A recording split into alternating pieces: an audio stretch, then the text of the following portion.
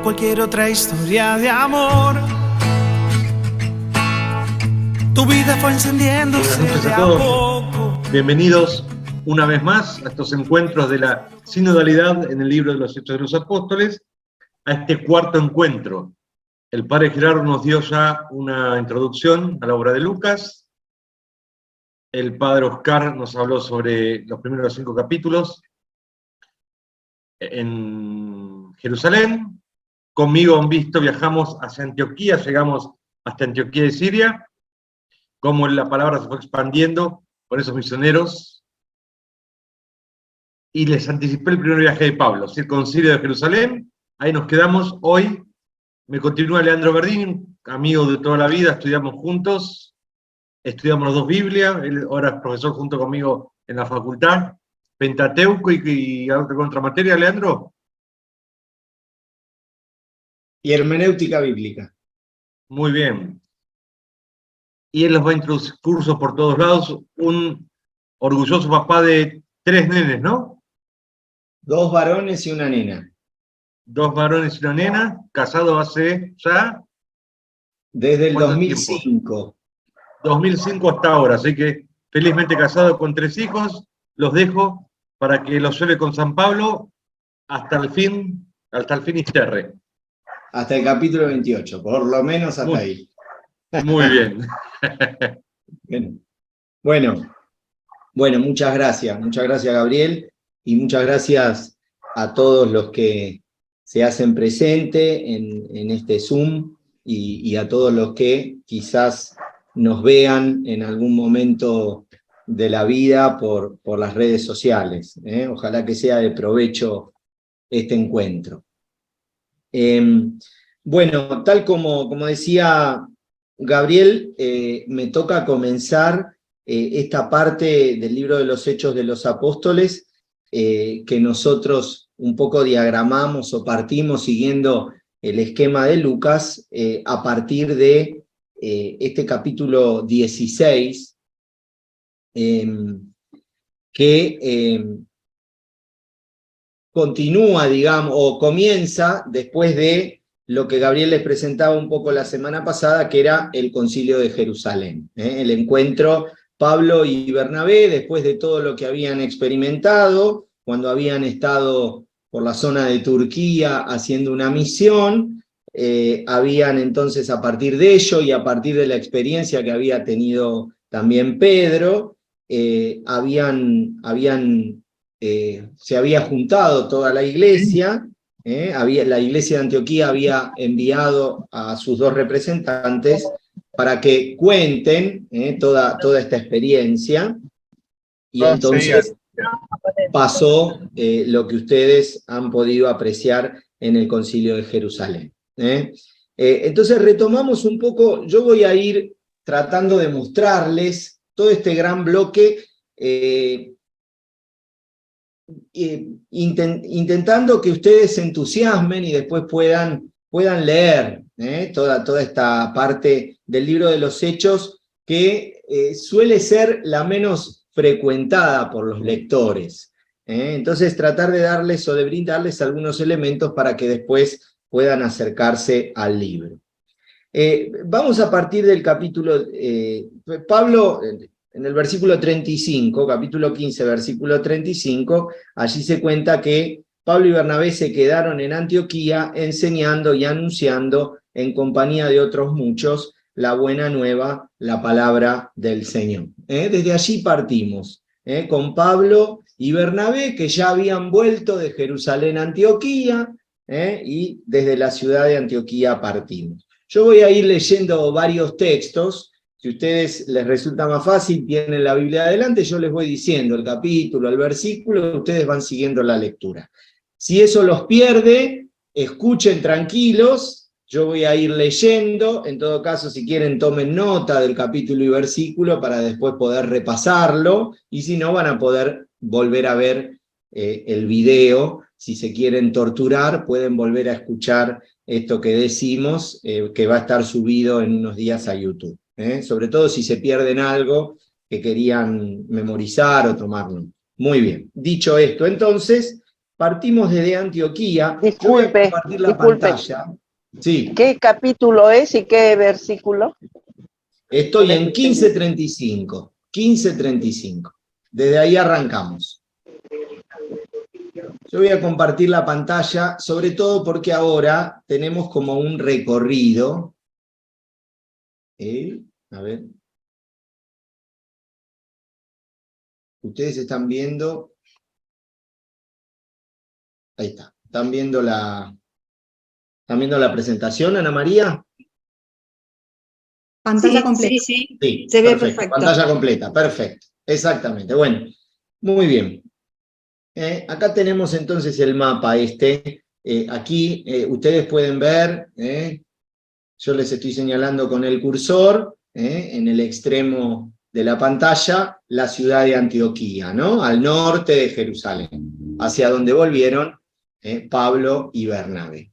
Bueno, allí cuenta el texto, versículo 35, ya lo leímos, 36. Al cabo de algunos días dijo Pablo a Bernabé: volvamos a ver cómo les va a los hermanos en todas aquellas ciudades en que anunciamos la palabra del Señor. Bernabé quería llevar también con ellos a Juan, llamado Marcos. Pablo, en cambio, pensaba que no debían llevar consigo al que se había separado de ellos en Panfilia y no les había acompañado en la obra. Se produjo entonces una tirantez tal que acabaron por separarse el uno del otro. Bernabé tomó consigo a Marcos y se embarcó rumbo a Chipre. Por su parte, Pablo eligió por compañero a Silas y partió, encomendado por los hermanos a la gracia de Dios. Aquí el narrador de los Hechos de los Apóstoles, Lucas, nos hace referencia a una discusión entre estos dos amigos que habían compartido tanto, Pablo y Bernabé, que tiene que ver la discusión sobre todo con el criterio frente a un jovencito que los había acompañado en parte de la misión y en un momento los había abandonado. Es una discusión medio rara, no se termina bien allí de entender la profundidad del asunto, porque la cuestión es que ellos se van a separar y nunca más se van a volver a encontrar, Pablo y Bernabé, o por lo menos Lucas no lo va a contar.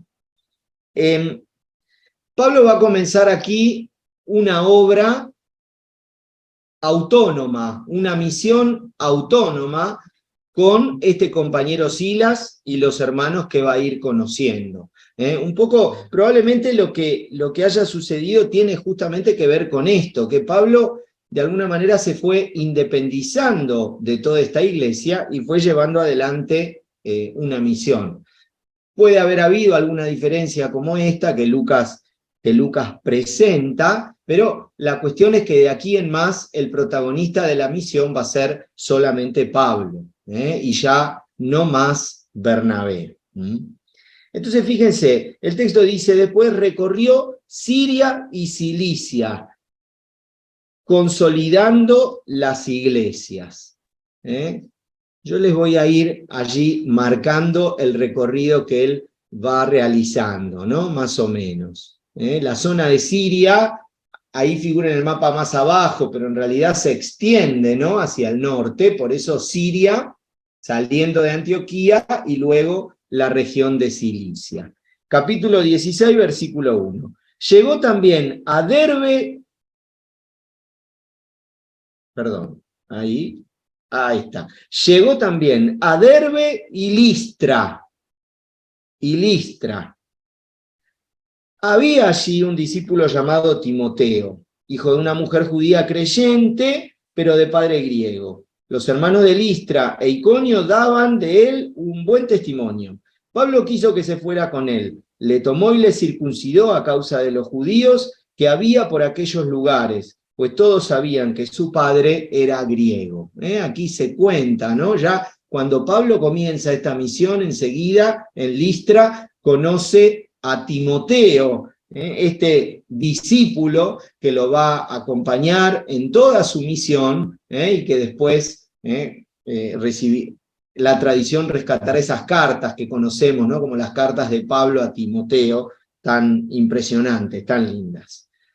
Sigo, versículo 4, conforme iban pasando por las ciudades, les iban entregando para que las observasen las decisiones tomadas por los apóstoles y presbíteros en Jerusalén. Las iglesias pues se afianzaban en la fe y crecían en número de día en día. Atravesaron Frigia y la región de Galacia, toda la región, o sea, suben hacia la zona de Galacia, ahí está medio corrido el nombre, pero toda la región norte es toda la región de Galacia.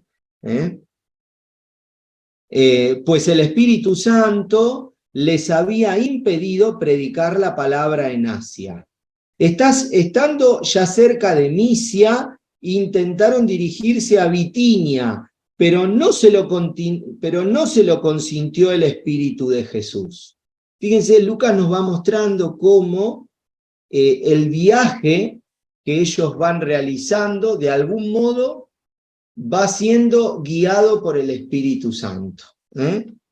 Estando ya, versículo 8, atravesaron pues Misia y bajaron a Tróade.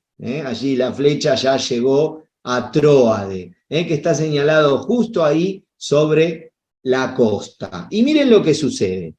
Por la noche, Pablo tuvo una visión. Un macedonio estaba de pie suplicándole: pasa a Macedonia y ayúdanos. Pasa a Macedonia y ayúdanos. ¿Qué es Macedonia? Bueno, Macedonia se llama a la provincia romana, no me di cuenta de poner aquí, perdonen, un mapa que lo indique mejor, pero yo les muestro con el zoom, toda esta región que estoy marcando, toda esta franja es la antigua provincia romana de Macedonia. Pablo tiene una visión, estando en Tróade, en la costa, donde alguien le pide, un macedonio le pide que pase a Macedonia y que los ayude. Entonces, ¿qué es lo que sucede? Versículo 10, en cuanto tuvo la visión, inmediatamente intentamos pasar a Macedonia, persuadidos de que Dios nos había llamado para evangelizarlos. Fíjense, el Espíritu Santo es el que guía este viaje, este itinerario de Pablo. Y Pablo, dócil, se deja guiar. Era también un tipo muy especial, ¿no? Imagínense que de repente el tipo se fue a dormir, al otro día se levantó, tenemos que pasar el mar y ir a la provincia romana de Macedonia, porque tuve esta visión y alguien me pide ayuda a que vayamos, ¿no?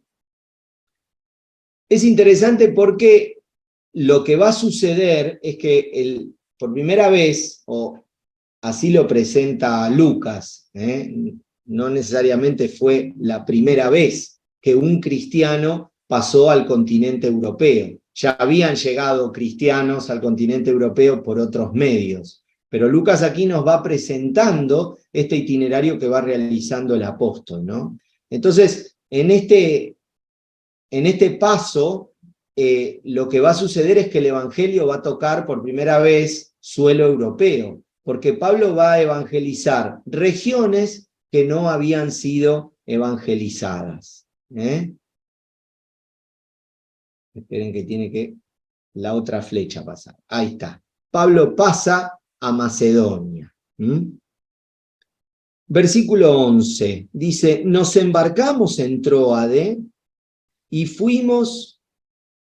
no sé si terminé de leer el versículo 10. Leo de vuelta el 10. En cuanto tuvo la visión, inmediatamente intentamos pasar a Macedonia, persuadidos de que Dios nos había llamado para evangelizarlos. Ahí está justamente esta convicción, ¿no? De que este es un plan que viene de Dios. Nos embarcamos en Tróade y fuimos derecho a Samotracia y al día siguiente a Neápolis. De allí a Filipos, que es justamente la ciudad que está marcada allí. Pablo va a ir recorriendo por toda esta zona, va a tomar una ruta muy conocida en la antigüedad, el famoso dicho de que todos los caminos conducen a Roma, es porque los romanos habían hecho rutas que iban atravesando el imperio y que facilitaban el traslado, sobre todo de las legiones romanas, para poder tener control sobre todo el imperio, ¿no? Obviamente que esos caminos también los utilizaban todos los peregrinos, los transeúntes, los comerciantes. Bueno, ellos van a tomar el camino que se conoce como de la Vía Egnatia, que es la ruta que va uniendo todas estas ciudades, donde Pablo va a ir frenando, primero Filipo, después Tesalónica, y van a ser las comunidades que él va a ir fundando, a las cuales después, a posteriori, después de haberlas evangelizado, después de haber estado allí, les escribirá las cartas que nosotros conocemos. La carta a los tesalonicenses, la carta a los filipenses, pero previamente pasó justamente por este camino. No siempre coinciden las cosas que cuenta Lucas en los Hechos de los Apóstoles con las cosas que Pablo va a decir en las cartas. No es el tema, en este caso, en este curso, que a nosotros nos interesa, porque la obra de los Hechos en sí misma tiene un sentido, es una obra literaria, es una obra teológica, y ya solamente por el hecho de esto que digo, vale la pena evangelizarla, comprenderla y tratar de entender qué es lo que Lucas nos quiere decir con su obra. Pero digo porque quizás ustedes, si leen, van a encontrar que lo que dice Lucas en los Hechos no es lo que Pablo después habla en la carta a los filipenses, por ejemplo. ¿Sí? Bueno, me quedo solamente... Sí. Una preguntita. ¿Vos vas a responder preguntas mientras vas hablando o al final? Si tiene que ver con esto que estoy diciendo, quizás si es cortita lo podemos responder y si no la dejamos para el final. Ahí hay una que dice, ¿Pablo nunca llegó a Atenas? Sí, sí, tiene que haber pasado por Atenas, a pesar de que no escribió. Mirá, ahí me sale, por salir de la pantalla completa, ahí está el mapa completo. Este es el viaje que él va a hacer, y que esto mismo indica los Hechos de los Apóstoles. Él primero va a estar en Filipo, donde va a estar un tiempito, después va a ir a Tesalónica, donde va a estar un tiempito. En los Hechos lo tenemos en el capítulo 16, en el capítulo 17, en Tesalónica, y en Tesalónica se va a armar un lío grande que no sabemos cuál es. Lucas cuenta que hay un problema en la sinagoga y que lo empiezan a perseguir los judíos. Pablo en la carta a los tesalonicenses no habla de eso, sí habla de que hubo un conflicto, pero no parece que haya judíos entre el grupo que Pablo evangeliza en Tesalónica. La cuestión es que ahí se arma un lío bárbaro y por eso él se tiene que salir de esta ruta, de este camino que conducía o que llegaba hasta Roma, y va a bajar al sur y va a ir hasta Corinto. Para llegar a Corinto tiene que pasar por Atenas. Entonces estuvo en Atenas. Y probablemente sucedió lo que cuenta Lucas en los Hechos de los Apóstoles, que se le hizo muy difícil formar una comunidad y por eso siguió de largo y eligió detenerse en Corinto. Por otro lado, Corinto en el tiempo de Pablo era una ciudad más importante, porque toda esta zona, toda esta región de Grecia era la provincia romana de Acaya, y la capital de la provincia romana de Acaya no era Atenas, sino que era Corinto, que era una ciudad portuaria que tenía acceso a los dos mares, y por eso una ciudad muy comercial, estaba muy cerca de Atenas, y por alguna razón que tenía que ver con eso, seguramente por eso Corinto era la capital, ¿no? Porque era más importante como ciudad. Pero sí, seguro que pasó por Atenas, obligadamente y en varias oportunidades, porque Pablo este recorrido alrededor del mar Egeo lo va a hacer por lo menos 2 veces, todo el recorrido, toda la vuelta. Si ustedes siguen la lectura, de hecho yo no puedo leer todo, no nos da el tiempo, pero si ustedes miran todos los viajes paulinos, él va a pasar después a Éfeso. Lucas lo hace ir a Antioquía, él nunca cuenta en sus cartas que volvió a Antioquía. Pero quizás por esta finalidad que tiene Lucas de que el resto de las iglesias reciban a Pablo, y siempre buscando la concordia, que es un tema típico de la obra lucana, que lo vemos en el Evangelio de Lucas y en los Hechos de los Apóstoles. Probablemente por eso Lucas lo hace volver a Antioquía, pero Pablo nunca en sus cartas dice haber vuelto a Antioquía. Más allá de esa cuestión que habrá que es discutible y que algunos autores dicen que volvió, otros autores dicen que no volvió, porque siguen las cartas para hacer la cronología. Lo que sí sabemos es que va a Éfeso. Lo sabemos por Hechos, lo sabemos por las cartas, y allí va a estar un tiempo en Éfeso, va a estar preso en Éfeso, y desde ahí va a volver a hacer toda esta vuelta hasta volver a Corinto, y desde Corinto se va a embarcar a llevar la colecta a Jerusalén. Eso ahora, después de y media, lo vamos a empezar a leer. Ahora me quedan 10 minutitos. Decidme si hay otra pregunta, si no, me gustaría leer un poquito algún texto de lo que hace en Filipo. Pero No, no ¿hay hay alguna ninguna otra más. pregunta, Ana? No. No, Bueno, ninguna más. muy bien. Entonces, fíjense, un texto impresionante. Miren qué bueno, qué interesante. Ahí mismo donde estábamos leyendo, versículo 11 dice que nos embarcamos en Tróade, fuimos derechos a Samotracia y al día siguiente a Neápolis. De allí a Filipos, que es la principal colonia. Bueno, esperen que salgo, voy a salir de...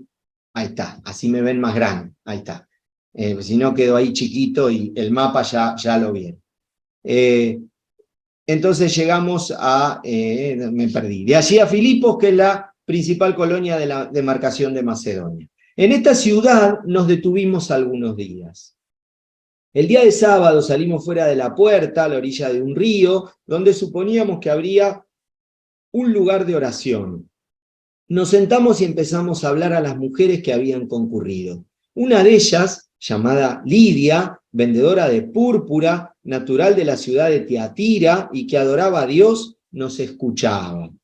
El Señor le abrió el corazón para que se adhiriese a las palabras de Pablo. Cuando ella y los de su casa recibieron el bautismo, se supone que Lidia era una mujer rica, que tenía una casa, donde albergaba mucha gente que probablemente trabajaban para ella, o porque eran obreros, o porque les daba casa y comida a cambio de trabajo. ¿Con qué trabajaban? Como dice allí, con las púrpuras, haciendo tinturas para teñir ropa. Versículo 15. Cuando ella y los de su casa recibieron el bautismo, suplicó: si juzgas que soy fiel al Señor, venid y hospedaos en mi casa. Y nos obligó a ir.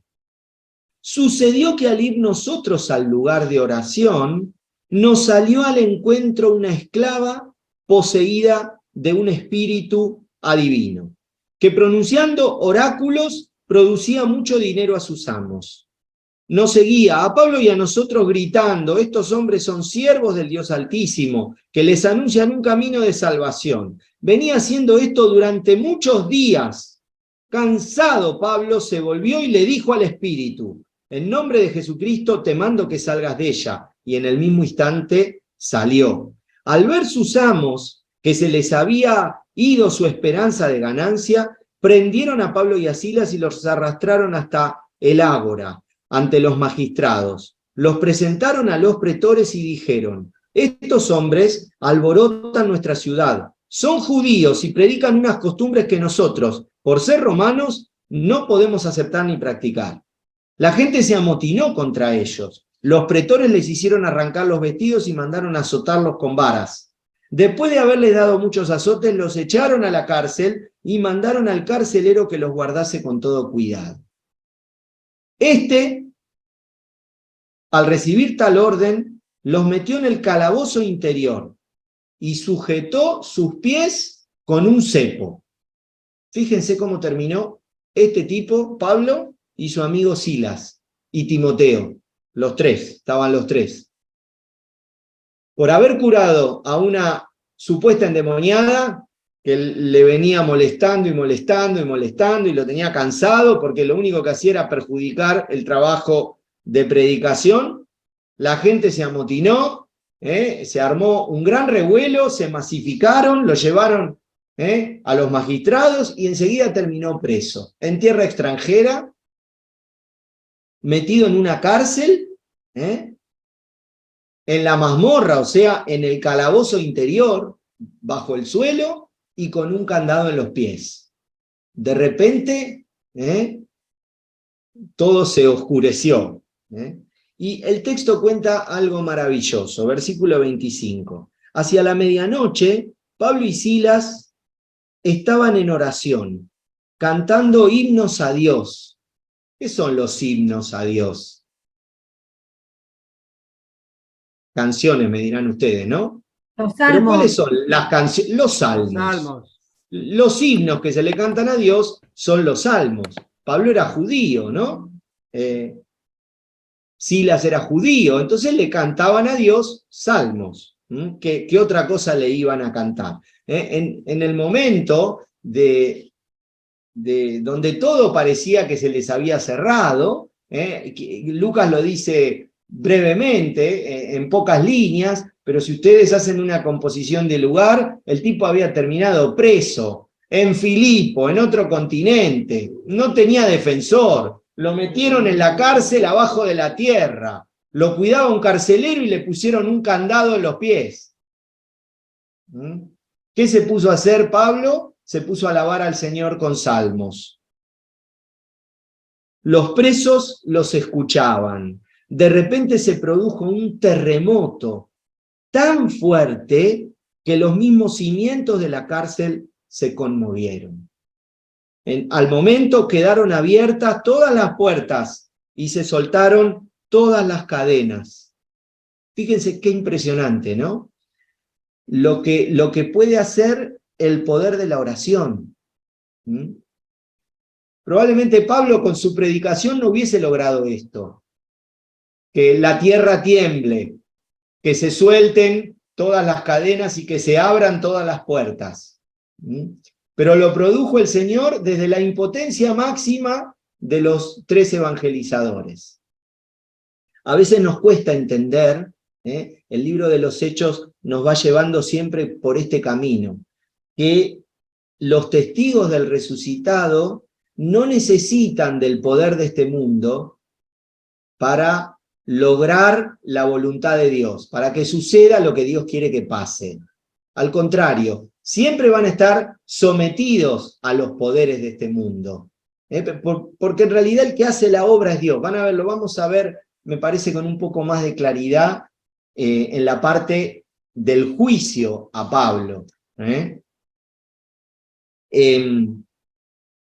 A veces la iglesia, nosotros los bautizados, cualquiera sea desde el lugar que le toque, desde la realidad de vida que tiene, nos engolosinamos demasiado con el poder de este mundo y confiamos más en los privilegios que nos da el poder de este mundo que en la palabra de Dios y en la obra de Dios. Y cuanto más impotente se encuentra el misionero, el evangelizador, más poderosa es la obra del Señor. La salvación brota de la cruz, del momento de mayor fragilidad, de mayor impotencia de Jesús, cuando murió como un sedicioso, como un maldito de este mundo. El Señor de allí sacó la salvación para toda la humanidad.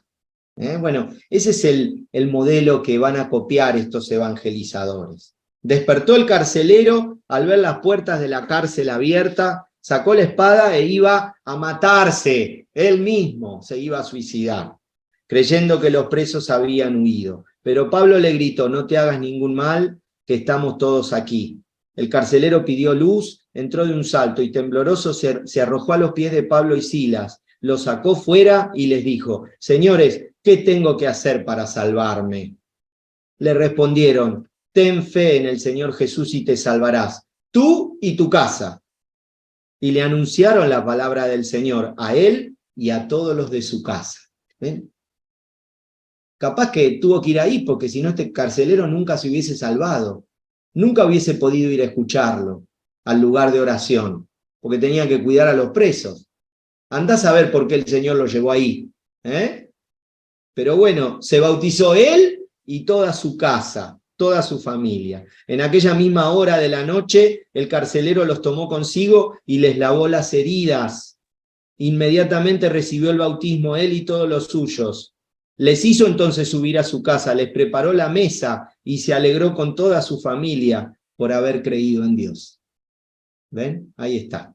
Bueno, son las 1:30. ¿Alguna pregunta hasta acá? Bueno, ven que vale la pena rezar, ¿no? Con la oración, el Señor dice que podemos mover montañas con la fe, con la oración. Bueno, es verdad. Pablo rezando salmos con Silas y Timoteo hizo temblar el mundo. Hizo que una cárcel se llene de luz. Y que el carcelero lo invite a cenar a la casa y le pida el bautismo. Así que vale la pena apostar por eso y darle espacio en nuestra vida a esos valores. Bueno, vuelvo a compartir la pantalla un poco. Entonces, como les decía, Pablo va a recorrer en torno al mar Egeo todo ese círculo que después les invito a que vuelvan a leer. En el capítulo 20, Lucas nos cuenta, en el 18 que va a llegar, primero en el 17 a Tesalónica, en el 18 va a llegar a Corinto, en el 17 va a pasar por Atenas también. En el capítulo 19 Pablo ya se va a encontrar en Éfeso, va a volver a Asia. Y desde allí va a decidir ir a Jerusalén.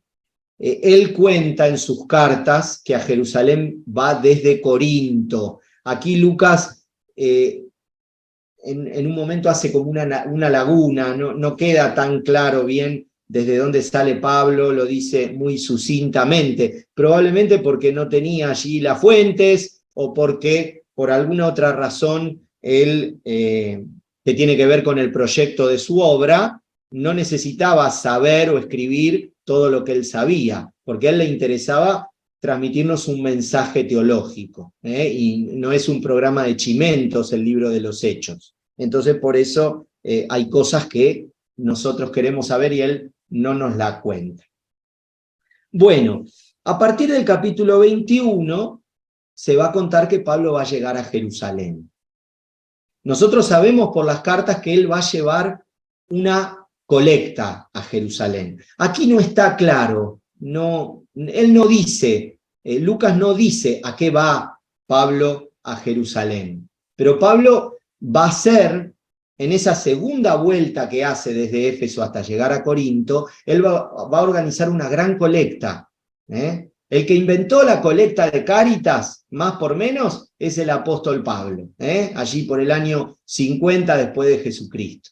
Él empezó a juntar plata de todas sus comunidades para llevarla a los pobres de Jerusalén, porque para él era un signo de la comunión de las iglesias. Las iglesias que estaban unidas por la gracia tenían que hacer efectiva esa comunión en la gracia, haciéndola efectiva en la caridad. En una caridad que se tenía que hacer presente, con gestos concretos. Y por eso él va a organizar una gran colecta y la va a llevar a los pobres de Jerusalén. Porque a eso se había comprometido. La cuestión es que en el capítulo 21 llega a Jerusalén y a partir del versículo 27, él primero visita, en el capítulo 21, en el versículo 15 se cuenta, visita a la iglesia de Jerusalén, donde se encuentra el obispo Santiago, y allí él decide que tiene que ir al templo. Santiago le manda que acompañe a un grupo de judíos que habían hecho una promesa, que habían hecho un voto al Señor. Entonces que Pablo vaya en nombre de ellos y pague el tributo que se paga en el templo por ese voto. A partir de allí, cuando Pablo entra al templo, va a perder su libertad. Lucas nos va a presentar desde el capítulo 21 hasta el final un proceso en el que Pablo será testigo en un juicio. ¿Testigo de qué? Testigo del resucitado. Testigo de que en Jesucristo resucitado se cumple el proyecto salvífico de Dios para toda la humanidad. Y Pablo es su testigo, es el testigo, es el que explica las Escrituras, el que muestra cómo las Escrituras se cumplen en Jesucristo. Lo interesante es que este testigo, maltratado por todos, va a terminar compareciendo delante de las grandes autoridades de este mundo. Eso es lo más maravilloso. Fíjense, yo aquí seleccioné, bueno, esperen que hacemos el viajecito rápido, ahí está. Seleccioné una pintura que no sé bien de quién es, intenté buscarla antes, la verdad que no encontré quién pintó este texto, ¿no? Pero Pablo va a ser testigo ante el juicio del mundo. Eso es lo que Lucas nos quiere mostrar. Acuérdense de esta frase, de esta pintura, si quieren, cuando lean todo este bloque, porque van a encontrar como grandes exposiciones que van a ser los que lo juzgan a Pablo y que Pablo va a contestar para defenderse, como grandes piezas retóricas, narrativamente geniales, que hablan de la delicadeza que Lucas tiene como escritor, del talento que Lucas tiene como escritor. Pero Pablo entonces va a comparecer ante Festo, ante el rey Agripa, ante el sumo sacerdote, y va a terminar apelando al César, y así es como va a ser llevado a Roma. Les quiero mostrar algunas claves, ¿no? de todo este gran juicio, que en el fondo me parece lo que nos quiere mostrar es esto: el testigo del Señor tiene que soportar el juicio del mundo. Tiene que soportar el juicio del mundo. Un poco por esto que les decía, a veces los bautizados, no importa la categoría de cristiano, si es el obispo de la iglesia o si es el último laico o laica de la capillita que está allá en el fondo del barrio. Los bautizados todos, del orden que sean, a veces se acomodan a los poderes de este mundo. Los poderes de este mundo puede ser desde que yo tengo la llave de la parroquia y soy el dueño de esta salita, entonces el que entra acá adentro, para entrar me tiene que pedir permiso a mí. Bueno, a otras cosas, ¿no?, que podríamos enumerar. El Señor le va a mostrar a Pablo, lo va a despojar a Pablo de todos los privilegios. Pero a pesar de estar totalmente desnudo ante el juicio del mundo, totalmente desposeído de todo, el Señor lo va a asistir con una elocuencia y lo va a poner en lugares que de ninguna manera él hubiese podido llegar por sus propios medios. Entonces, bueno, es largo y el tiempo es tirano, Entonces, aunque sea, les quiero mostrar algunas cositas. Ahí, a partir del versículo 27, se arma el gran bolonqui, ¿no? Cuando estoy en el capítulo 21, versículo 27. Cuando estaban ya para cumplirse los 7 días, los judíos venidos de Asia le vieron en el templo, amotinaron a todo el pueblo, le echaron mano y se pusieron a gritar: ¡auxilio, hombres de Israel! Este es el hombre que va enseñando a todos por todas partes contra el pueblo, contra la ley y contra este lugar. Si se acuerdan, yo no recuerdo si Oscar o Gabriel leyeron el texto de Esteban, el primer mártir, capítulo 7 de los Hechos. A Esteban se lo acusa de lo mismo. Búsquenlo después. En la Biblia suelen tener una nota al pie que lo indica. Se lo acusa de hablar en contra de la ley de este lugar. Y hasta ha llegado a introducir a unos griegos en el templo, profanando el lugar santo. Bueno, la cuestión, versículo 30. Toda la ciudad se alborotó y la gente concurrió de todas partes. Se apoderaron de Pablo y lo arrastraron fuera del templo. Inmediatamente cerraron las puertas. Intentaron darle muerte cuando subieron a decir al tribuno de la corte: toda Jerusalén está revuelta. Se armó un bolonqui de novela. Punto. Después léanlo. Muy bien, entonces, versículo 37. Cuando iban ya a meterlo en el cuartel, van a ver que lo que va sucediendo es que justo lo están por hacer pomada y algo pasa que lo hace zafar. O porque se le ocurre a él o porque alguien lo hace zafar. Hay como una idea de providencia en el texto que es maravillosa. Cuando iban ya a meterle en el cuartel, Pablo dijo al tribuno, ¿me permite decirte una palabra? Él le contestó, ¿pero sabés griego? ¿No eres tú entonces el egipcio que estos últimos días ha amotinado y llevado al desierto a los 4.000 terroristas? Pablo respondió. El tribuno no tenía ni idea quién era. Pablo respondió, yo soy un judío de Tarso de Cilicia, una ciudad no insignificante. Te ruego que me permitas hablar al pueblo. Se lo permitió.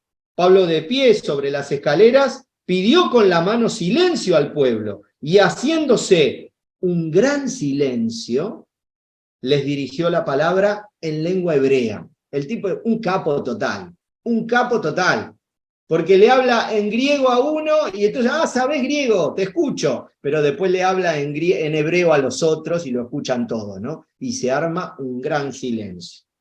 Capítulo 22, él va a contar todo su proceso de conversión, que Lucas ya lo había contado en el capítulo 9, cuando Pablo, camino a Damasco, se encuentra con el resucitado. Ahora Pablo lo va a contar él por segunda vez. La conversión de Pablo en el libro de los Hechos de los Apóstoles se va a contar 3 veces. Después se va a volver a contar en el capítulo 24, creo. 24-25. ¿Por qué esto es importante? Vale la pena remarcarlo. Porque para Lucas es muy importante decirnos que Pablo se encontró con el resucitado, que es apóstol. No solo a nosotros lectores, sino también a toda la iglesia que va a leer este libro. Porque en el tiempo de Pablo, a Pablo no lo querían mucho. No era muy querido. Por eso se arman todos estos líos. Entonces Lucas nos va a recordar la autoridad apostólica de Pablo. Y lo va a contar 3 veces, porque era sumamente importante. Saco la pantalla. Ahí está. Bueno, entonces después los invito a que lean todo eso. Fíjense, les muestro otra, después de dar ese gran discurso, capítulo 22, versículo 22. Le estuvieron escuchando hasta estas palabras y entonces alzaron sus voces diciendo, quita a este de la tierra, no merece vivir. Vociferaban agitando sus vestidos y arrojaban polvo al aire. El tribuno mandó llevarlo dentro del cuartel y dijo que lo sometieran a los azotes para averiguar por qué motivo gritaban así contra él. Cuando le tenían estirado con las correas, dijo Pablo al centurión que estaba allí, ¿te está permitido azotar a un ciudadano romano sin haberlo juzgado? Al oír esto, el centurión fue a donde está el tribuno y le dijo, ¿qué vas a hacer? Este hombre es ciudadano romano. Acudió el tribuno y le preguntó, dime, ¿eres ciudadano romano? Sí, le respondió. Yo, dijo el tribuno, conseguí esta ciudadanía por una fuerte suma, pero yo, contestó Pablo, la tengo por nacimiento. Al momento se retiraron los que iban a darle tormento. El tribuno temió al darse cuenta que le había encadenado siendo ciudadano romano. ¿Ven? Él va zafando tremendamente. En medio de toda esta cuestión que a él le va sucediendo, 2 cositas más les quiero mostrar antes de llegar al final. En medio de toda esta cuestión que él va zafando, en cada discurso que Pablo da, él va a hacer referencia, capítulo 23, versículo 6. Pablo, dándose cuenta de que una parte de los que lo estaban oyendo en ese momento eran saduceos y la otra fariseos, gritó en medio del Sanedrín, hermanos, yo soy fariseo, discípulo de fariseos. Por la esperanza en la resurrección de los muertos me juzgan. Pablo va a ir haciendo referencia a la historia de Israel, a temas de la historia de Israel. Va a hacer referencia a las escrituras de Israel. Y las va a vincular siempre con la resurrección de Jesús. Aquí les está diciendo, ustedes, los fariseos y los saduceos eran dos grupos. Los saduceos no creían en la resurrección de los muertos, y los fariseos sí. Era un debate hacia adentro de Israel. Pablo era fariseo. Y él les está diciendo, ustedes a mí me juzgan por la resurrección de los muertos. Primero, que se arma un bolonqui bárbaro entre ellos, entre los dos bandos. Y segundo, ¿por qué dice eso? Porque él cree que lo están juzgando por el resucitado. Por eso saca este tema y se los tira así sobre la mesa en la cara. Bueno, versículo 9 del capítulo 23. Se produjo pues un gran griterío. Se pusieron de pie algunos escribas del partido de los fariseos y se oponían diciendo, no encontramos nada malo en este hombre. Y si acaso le habló un espíritu o un ángel, como el altercado iba creciendo, temió el tribuno que Pablo fuese despedazado por ellos y mandó a la tropa que bajase, que le arrancase de entre ellos y le llevase al cuartel. A la noche siguiente se le presentó el Señor Jesús, se le presentó el Señor y le dijo, ánimo, pues, como has dado testimonio de mí en Jerusalén, así debes darlo también en Roma. Entonces, la narración nos va mostrando en todo lo que se va desarrollando esta cuestión. Es como que acá el que maneja los hilos de la historia es el Señor Jesús resucitado. Los demás en realidad son unos imbéciles, que lo único que hacen es ejecutar sus caprichos. Pablo es totalmente impotente a la situación, está preso, a veces zafa de casualidad, pero acá el que tiene un propósito claro es el Señor Jesús. Y ese es el propósito que se va a llevar adelante. Quizás no era el proyecto de Pablo, porque Pablo no tenía pensado hacer eso. Pero el Señor, ¿fuiste a Jerusalén? Bueno, ya diste testimonio de mí. Ahora tenés que ir a otro lugar. Yo voy a hacer que vos llegues allá. Tenés que ir a Roma. Entonces empieza a pasar el tiempo. Ahí más adelante, en el versículo 16, se cuenta cómo lo salva su sobrino. Pablo tenía un sobrino interesante, para los que sean tíos. Cuiden a sus sobrinos, que le pueden hacer un gran favor, los pueden salvar de algún altercado alguna vez. Entonces lo van llevando, se cuenta que lo llevan a Cesarea, donde ahí va a estar con el procurador Félix. Después en Cesarea él va a apelar al César, entonces después de eso van a traer al rey Agripa. Bueno, y todo así, y la solución nunca la van a encontrar. Los grandes poderosos que lo juzgan van a quedar fascinados con lo que él dice, pero es tanta la presión del pueblo y el capricho de los judíos que no se la van a jugar. Lo mismo que hizo Poncio Pilato con Jesús, lo van a terminar entregando. Miren lo que dice Lucas en un momento. No quiero dejar de leer esto porque es impresionante.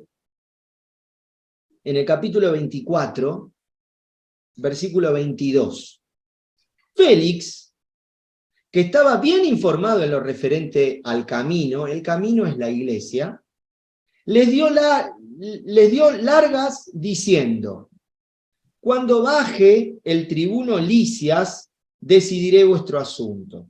Y ordenó al centurión que custodiase a Pablo, que le dejase tener alguna libertad y que no impidiese a ninguno de los suyos que lo asista. Después de unos días, vino Félix con su esposa Drusila, que era judía. Mandó traer a Pablo y le estuvo escuchando acerca de la fe en Cristo Jesús. Y al hablarle Pablo de la justicia, del dominio propio y del juicio futuro, Félix, aterrorizado, le interrumpió. Por ahora puedes marcharte. Cuando encuentre una oportunidad, te haré llamar. ¿Ven?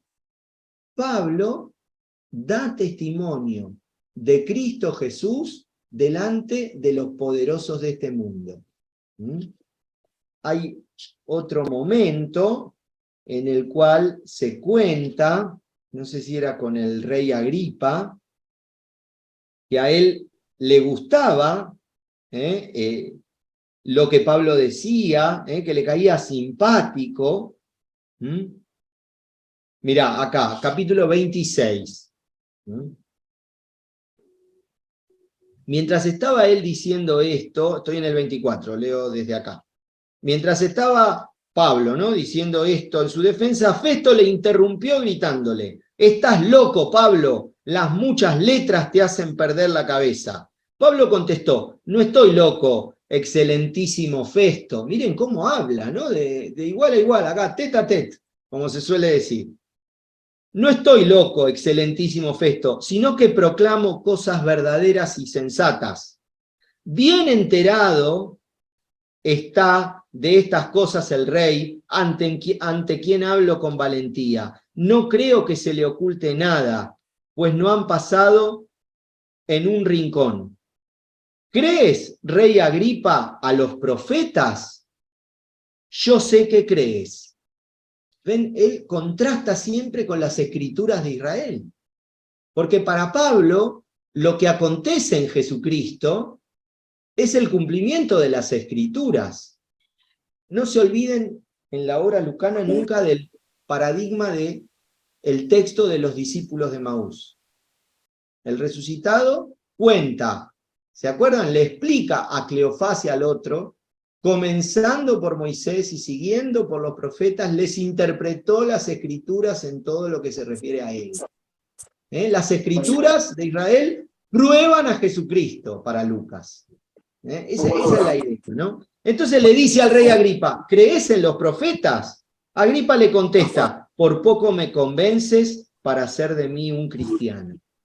Y Pablo replicó: quiera Dios que por poco o por mucho, no solamente tú, sino todos los que me escuchan hoy, llegaran a ser tales como yo soy, a excepción de estas cadenas. Es un maestro. ¿Ven? Ahí casi lo convierte al rey Agripa. El rey Agripa en realidad no se convierte por sus propias limitaciones. Bueno, quiero terminar con esto porque falta poquito para la hora.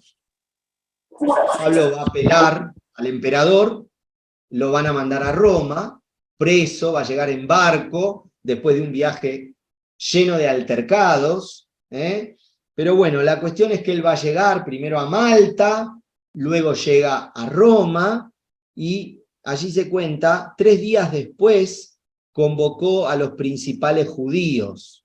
Estoy en el versículo 17 del capítulo 28. 28-17. Una vez reunidos les dijo, entonces llama a todos los judíos de Roma, a todos los judíos de Roma, los llama, lo vienen a escuchar. Y miren lo que les dice. Hermanos, yo, sin haber hecho nada contra el pueblo ni contra las costumbres de los padres, fui entregado preso en Jerusalén en manos de los romanos, quienes después de haberme interrogado querían dejarme en libertad, porque no había en mí ningún motivo de muerte. Pero como los judíos se oponían, me vi forzado a apelar al César, sin pretender con eso acusar a los de mi nación. Por este motivo los llamé para verlos y hablarles, pues precisamente por la esperanza de Israel llevo encima estas cadenas. ¿Cuál es la esperanza de Israel? ¿Qué esperaba Israel? El Mesías. Exactamente. Por el Mesías, por Jesucristo, llevo estas cadenas. Versículo 21. Ellos le respondieron, nosotros no hemos recibido de Judea ninguna carta que nos hable de ti. Ninguno de los hermanos llegados aquí nos ha referido o hablado nada malo de ti, pero deseamos oír de ti mismo lo que piensas, pues lo que de esa secta sabemos es que en todas partes se la contradice. Le señalaron un día y vinieron en mayor número a donde se hospedaba. Esa conversación termina ahí, el narrador corta, Pablo no da respuesta, y vuelven entonces otro día, vamos a volver tal día, esperanos que vamos a seguir charlando. Y dice que vinieron más todavía, en mayor número, a donde él se hospedaba. Fíjense lo que dice, versículo 23. él les iba exponiendo el reino de Dios, dando testimonio e intentando persuadirles acerca de Jesús, basándose en la ley de Moisés y en los profetas, desde la mañana hasta la tarde. Ahí está, el tipo lo estuvo todo el día, desde la mañana hasta la tarde, hablándoles del reino de Dios y mostrándoles cómo la ley y los profetas dan testimonio de Jesucristo. Un fenómeno. Unos creían, versículo 24, por sus palabras, otros en cambio permanecían incrédulos. La fe es un misterio.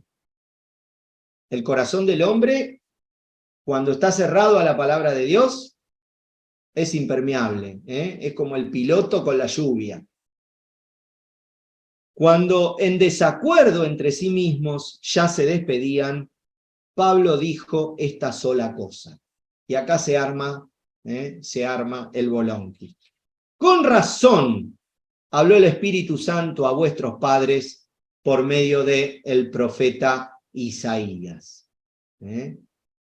Entonces les va a reproducir, el narrador nos va a hacer leer o escuchar el texto de Isaías al que Pablo se refiere, que se los endosa en la cara. Un texto tomado del capítulo 6, que dice así, que lo utiliza Jesús también, cuando nos dice las parábolas y todo eso. Dice así: ve a encontrar a este pueblo y dile, escuchan bien, lo leo tengo la Biblia de Jerusalén, que ahí uno preguntaba, escucharéis bien, ahí en potencial, o escuchan bien para nosotros en argentino, pero no entienden. Miran bien, pero no ven. Porque se ha embotado el corazón de este pueblo. Han hecho duros sus oídos y sus ojos han cerrado. No sea que vean con sus ojos y con sus oídos oigan y con su corazón entiendan y se conviertan y yo los cure. Hasta ahí la cita de Isaías. Pero fíjense lo que agrega el narrador. Agrega un discurso directo de Pablo. Sepan, pues, que esta salvación de Dios ha sido enviada a los gentiles. Pablo aquí utiliza el verbo griego en aoristo, que es en pasado. ¿Por qué remarco esto? Porque no es una decisión caprichosa que Pablo toma en ese momento. Esta salvación de Dios será enviada a partir de ahora, porque me pudrieron, me inflamaron la paciencia, me inflaron la espera, entonces a partir de ahora iré a los gentiles en futuro. No, el verbo está en pasado. Esta es una decisión que Dios tomó hace mucho tiempo. Pero nosotros, los discípulos, venimos hace tiempo con paciencia, yendo a la sinagoga y tratando de convencerlos a ustedes, y ustedes no se convencen. Entonces por eso dice, sepan pues que esta salvación de Dios ha sido enviada en el pasado, ya es una decisión que tomó Dios hace tiempo, a los paganos, a los gentiles. Ellos sí que la oirán. Y acá están ustedes, que la oyeron, que son paganos, y que recibieron la buena noticia del Señor. Lucas no tiene un discurso antisemita, no entiendan nada que venga por ese lugar.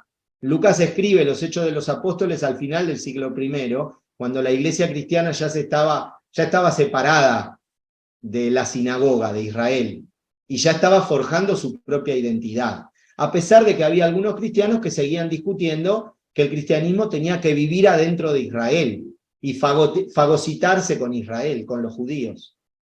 Y aquí la decisión es, el judío puede seguir siendo judío, pero tiene que aceptar a Jesucristo. Y el proyecto de Dios es otro, es anunciar el evangelio hasta los confines de la tierra. ¿Se acuerdan que ese era el proyecto lucano que les presentó el padre Gerardo, que comenzó a hablar Oscar? El evangelio finalmente llegó a los confines del mundo. Y miren cómo termina Lucas su obra y yo esta charlita. Versículo 30. Pablo permaneció... una cosa, antes de leer esto. Tenía razón Jesús en el capítulo 9. Después de derribar a Pablo camino a Damasco y mostrarle que estaba vivo, que estaba resucitado, lo manda a llamar, se le aparece a un tal Ananías y le dice que lo tiene que ir a bautizar.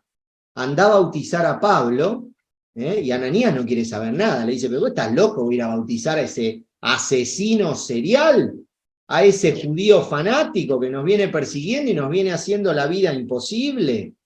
¿Cómo me mandás a hacer semejante locura, Señor?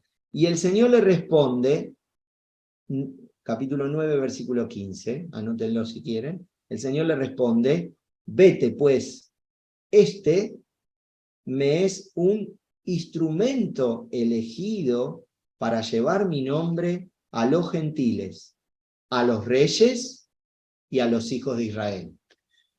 Ven que el Señor Jesús tenía todo clarísimo, es lo que Pablo hizo.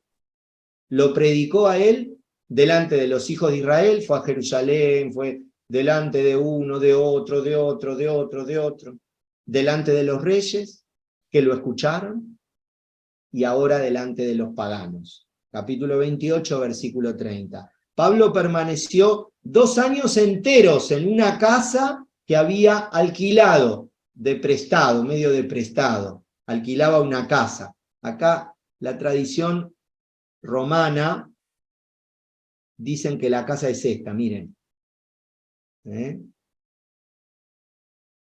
Ahí está. La Basílica de Santa María en Vía Lata. Construida sobre la que fue la casa de San Lucas, donde dicen que se hospedó San Pedro cuando estuvo en Roma antes de morir, y donde vivió prisionero durante 2 años San Pablo. Si de verdad es esa casita donde él estuvo preso o no, yo qué sé, no lo sé, que hable la arqueología, y si quieren creerlo, créanlo, si no, acá están los tres, ¿ven? En esta imagen, Lucas escribiendo los hechos, Pedro con la llave y Pablo con la espada. Pero bueno, leo este final con la casita. Pablo permaneció 2 años enteros en una casa que había alquilado y recibía a todos los que acudían a él. Predicaba el reino de Dios, igual que Jesús. Todo el evangelio Jesús predicó el reino de Dios. Pablo predicaba el reino de Dios y enseñaba lo referente al Señor Jesucristo, el querigma, ¿no? O sea, predicaba la Pascua, enseñaba lo referente al Señor Jesucristo. Y ahí el texto agrega, la Biblia de Jerusalén traduce con toda valentía y sin estorbo alguno. La palabra valentía es la palabra griega parresía. A veces es una palabra que utilizamos en nuestras comunidades o en la pastoral. Parresía se puede traducir por valentía, por audacia, por libertad, por arrojo. Es esta creatividad, esta genialidad, esta audacia del evangelizador. Este don, porque es un don del Espíritu Santo, este don de la parresía, la comunidad cristiana,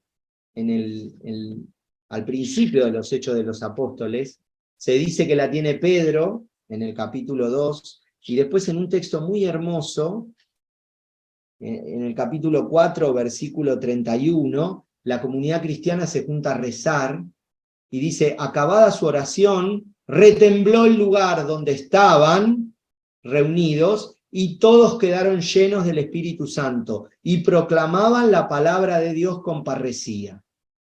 ¿Ven? Ahí. Es un don de la iglesia. Es un don de la iglesia, es un don de las comunidades cristianas. Es un don de los testigos, cuando el Señor se los da, o de las comunidades cristianas, cuando el Espíritu Santo se los da. Pero es un don que le debemos pedir al Señor, porque este mundo necesita de nuestra audacia para anunciar el Evangelio. Miren ahí a este hombre, a este testigo, que terminó conquistando Roma con su predicación. Esta foto es linda porque pone al Pantocrátor ahí arriba y al apóstol Pedro al costado, ¿no? Y a Pablo con la espada de la palabra de Dios, no porque sea un cruzado. Pablo estaba preso, totalmente impotente. Termino con esto porque es la hora, para recordar con mucho cariño a quien fue profesor mío de San Pablo y fue uno de los que tiene la culpa de que yo me haya enamorado tanto de este hombre genial y de estos escritos de Pablo. Un día fui a la casa del padre Rivas, a su departamento que estaba allí en Once, y cuando entro, él ahí a la entradita tenía este cuadro de Rembrandt, que aparte es la tapa de su libro uno de sus libros sobre San Pablo. Y me hace mirarlo, yo estaba ahí medio que venía rápido. No, pero míralo con atención, yo lo miraba. ¿No notas nada raro? No, padre, le digo, yo qué sé, que está descalzo, que tiene la sandalia, que está la palabra, la espada. No, pero eso no es raro, me decía, no notas nada raro. Sí, que está preso. Ah, está preso, muy bien, sí, claro, está preso. Y la sombra de la reja, ¿ven la reja aquí? La sombra de la reja no debería proyectarse sobre el rostro porque no deja pasar la luz, o deja pasar la luz, pero la luz justamente alumbra la sombra de la reja. ¿No debería proyectarse sobre el rostro de Pablo? Sí, le digo, es verdad. ¿Y Rembrandt no lo ha pintado? No, tiene razón, no lo pintó. ¿Y por qué? Me dice Rivas. Y le digo, no sé, dígame usted. Y bueno, no sé, habría que preguntarle a Rembrandt. Pero para mí, lo que Rembrandt nos quiere decir, que Pablo, a pesar de estar preso, es libre en Cristo Jesús. Así que bueno, nunca me olvido ese testimonio que me dijo el querido Luis, y que quería terminar con este recuerdo, para recordarlo a él, que tanto bien nos ha hecho, y para también compartirlo con todos ustedes, y sigan corriendo la bola, de que Pablo es libre en el Señor Jesús, y de que el Señor Jesús también quiere que nosotros seamos libres en Él, y nos quiere hacer sus testigos delante de todo el mundo.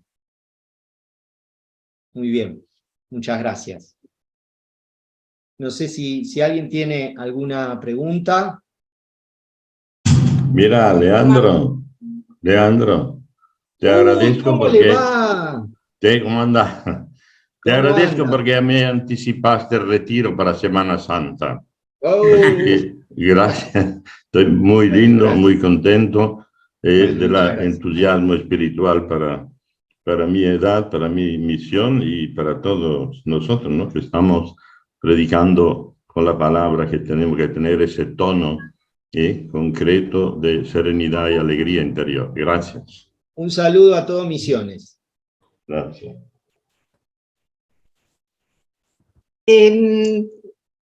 Marce te pide el nombre del libro de Rivas.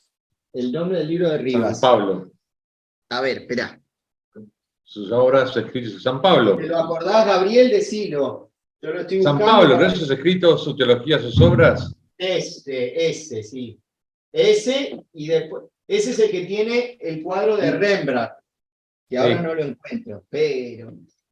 Que cuando a mí me preguntó lo mismo que a vos. No lo voy a sacar de acá. Cuando me preguntó a mí Rivas lo mismo que a vos, ese cuadro, le dije, es porque Rembrandt se le acabó el pincel negro. Se le acabó la tinta negra, le dije yo. Este es el libro, San Pablo.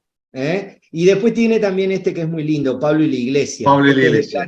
Este de Claretiana. Este está editado en San Benito. No sé si San Benito, no sé dónde se consigue, pero creo que se sigue consiguiendo porque la editorial no está, pero creo que hay varios libros todavía. Bueno. Entonces uno es San Pablo y el otro es Pablo y la Iglesia. Pablo y la Iglesia. Sí. ¿Y el nombre del autor? Luis Heriberto Rivas. Luis Rivas. Luis Rivas. Heriberto. Heriberto. Sí, no, el segundo nombre no hace falta. Luis Rivas. Rivas. Luis Listo, Rivas. gracias. Yo quería agradecerte porque realmente, como dice el señor que habló recién, que fue como un mini retirito. La verdad que Bueno, nos llevó a la muchas gracias. reflexión, por lo menos a mí, ¿eh? Muchas Así que te gracias. agradezco un montón. Muy claro en lo Muchas que gracias. hablaste y la verdad que sí, tenemos que ponernos las pilas para anunciar el reino. Muchas gracias. No sé si la gente de Facebook quiere hacer alguna pregunta, podríamos leérsela a Leandro.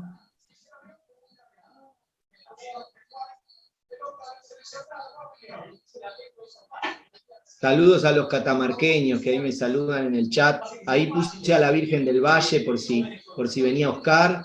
No sé si está Oscar, pero ahí está la Virgencita del Valle. Saludo a todo Catamarca.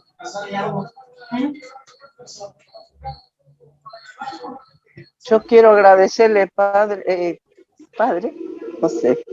Bueno, quiero agradecerle porque usted ha dado la clase con un entusiasmo que nos ha hecho vivir esos momentos que Pablo pasó, en especial en la cárcel. Gracias. Bueno, muchas gracias. Muchas gracias.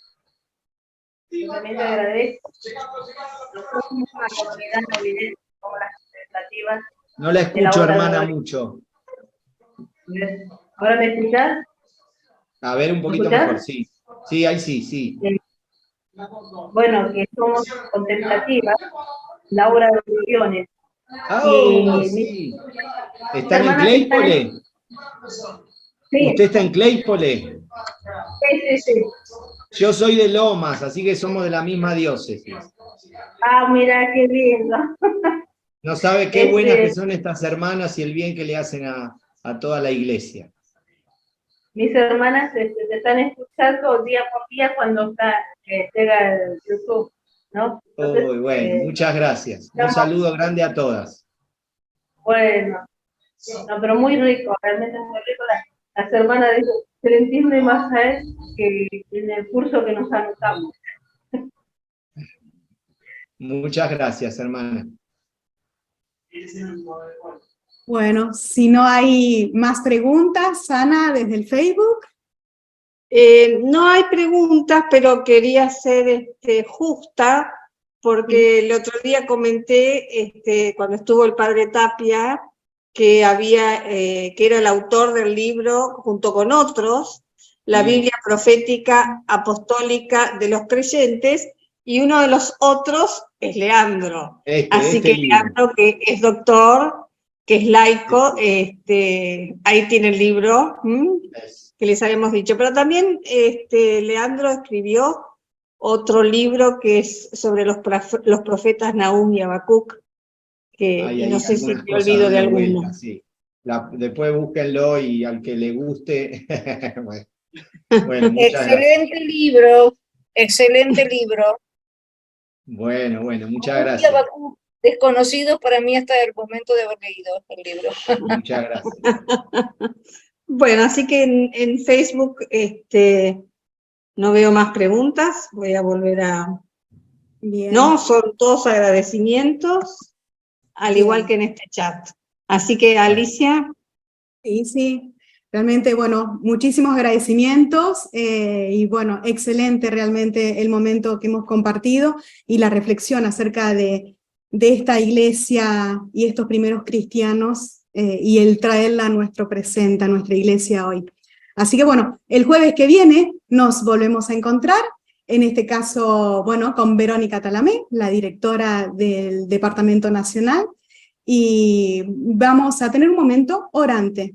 Así que los esperamos. Volvemos al horario, a las 20:15 horas. Así que bien, Gabriel. Muy bien, gracias, Leandro. Le damos un aplauso a Leandro, que se lo merece.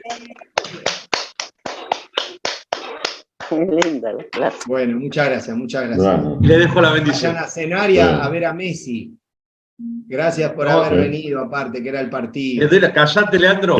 Te tengo que dar la bendición dale. hablándome de Messi. El Señor esté con ustedes. Con tu espíritu. Espíritu. Y la bendición de Dios Todopoderoso, que es Padre, Hijo y Espíritu Santo, descienda sobre ustedes y permanezca para siempre. Amén. Amén. Nos vemos el jueves que viene, 20:15. Como cualquier otra historia de amor, Gracias, Padre. Chao, chao. tu vida fue encendiéndose de a poco. Jueves. Te basta solo con cerrar los ojos Gracias. para sentir que está en tu corazón.